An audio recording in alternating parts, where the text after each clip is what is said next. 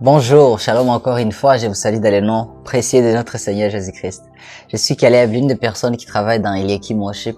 Depuis quelques semaines, j'essaie de poser des actions qui peuvent nous préparer, qui peuvent nous favoriser la préparation à cette célébration.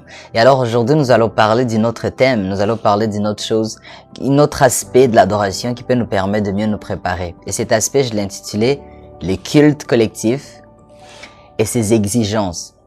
Comme vous avez pu comprendre, j'ai dit le culte collectif. Ça sous-entend qu'il existe plusieurs autres cultes. Dans la Bible, lorsque nous l'étudions, nous nous rendons compte qu'il y a vraiment beaucoup de cultes. Il y a beaucoup de choses qu'on devait faire pour honorer Dieu. Il y avait le culte familial, ça c'est avec Abraham. Abraham, il allait rendre l'adoration, l'offrande à l'Éternel avec son fils. Il allait avec beaucoup de personnes, mais quand il était proche de la place, il dit aux gens, non, vous restez ici, moi et le fils, nous allons rendre grâce à, nous allons offrir à l'Éternel l'offrande. C'est comme s'il y a des choses qui doivent se faire seulement en famille. Il y a d'autres choses qui doivent se faire personnellement. Mais Dieu, lorsqu'il cherche que nous l'adorions, il ne veut pas que ça se passe seulement dans la famille. Il ne veut pas que ça se passe seulement dans une relation personnelle avec lui. Mais alors, quand le culte devient collectif, lorsque le culte demande que chaque personne puisse venir d'une autre famille, d'une autre culture, d'une autre langue, il y a des choses que nous devons absolument faire. Il y a des exigences pour que la collectivité puisse honorer Dieu. Et ce sont là les quelques choses que j'aimerais, les quelques astuces que j'aimerais partager avec nous, qui fait en sorte que lorsque nous nous trouvons dans un culte collectif, que nous soyons bien préparés. Voici parmi les quelques exigences. Le culte collectif exige que nous nous exprimions plus par le langage intelligible.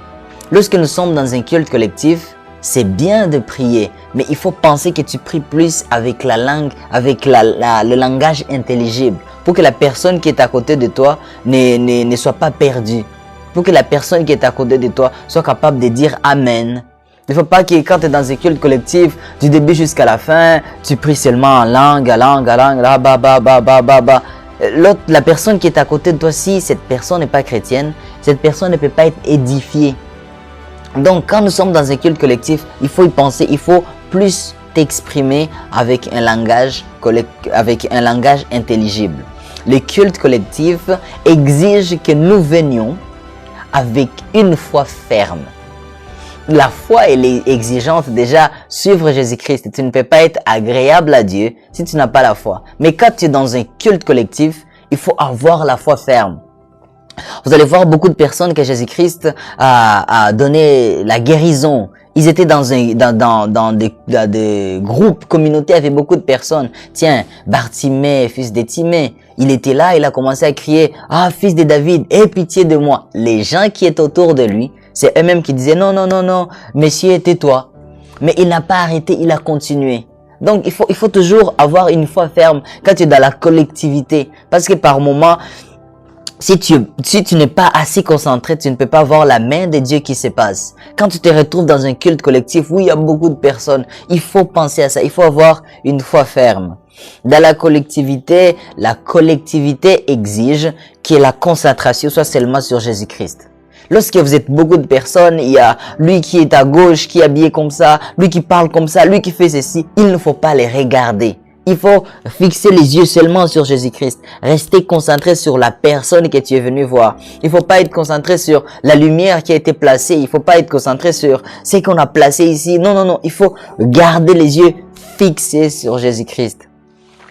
Le culte collectif exige que nous soyons habillés pour la gloire de Dieu. Tu ne peux pas venir dans un culte collectif avec beaucoup de gens et tu t'habilles comme si tu es à la maison. Il faut que tu t'habilles de façon où ton habillement n'est pas mal à l'aise d'autres personnes qui sont à côté de toi. Il faut que tu t'habilles de façon où tes vêtements aussi rendent grâce à Dieu. Il faut que tu t'habilles de façon où quand on dit lève les mains plus haut, que tu lèves les mains. Quand on dit prosterne-toi, que tu te prosternes. Que les vêtements que tu portes sur toi ne puissent pas apporter des barrières à toi d'adorer Dieu. Les cultes collectifs aussi exigent que nous ayons le respect envers les autres. Le respect est très important. Le respect, c'est la base de la société. Alors quand nous sommes dans un culte collectif, tu dois traiter les autres tels que tu veux être traité. Il faut pas que tu arrives déjà, tu commences à regarder les autres comme si toi tu es supérieur. Dans un culte collectif, lorsque nous nous réunissons, il faut avoir un respect envers les autres. Le culte collectif exige que nous venions seulement pour Jésus. Par moment, lorsque dans un culte collectif, nous venions parce que tel ami sera là, parce que telle personne sera là, parce que telle personne sera là. Non, il faut jamais que venir dans la présence de Dieu puisse être à cause que l'autre sera là. Il faut toujours venir avec l'objectif, je suis venu pour Christ.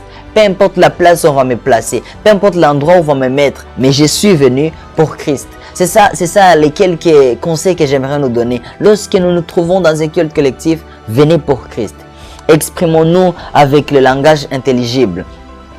Ayons la foi. Dans un culte collectif, que nos yeux soient concentrés seulement sur Jésus-Christ. Dans un culte collectif, habillons-nous pour la gloire de Dieu. Dans un culte collectif, respectons-nous, respecte ton frère, respecte ta sœur, pour que le culte collectif, nous le fassions comme il faut et que ça soit seulement pour la gloire de Dieu. Que le Seigneur vous bénisse et retrouvons-nous dans des vidéos qui suivront pour parler d'autres thèmes qui peuvent nous permettre à nous préparer à l'adoration.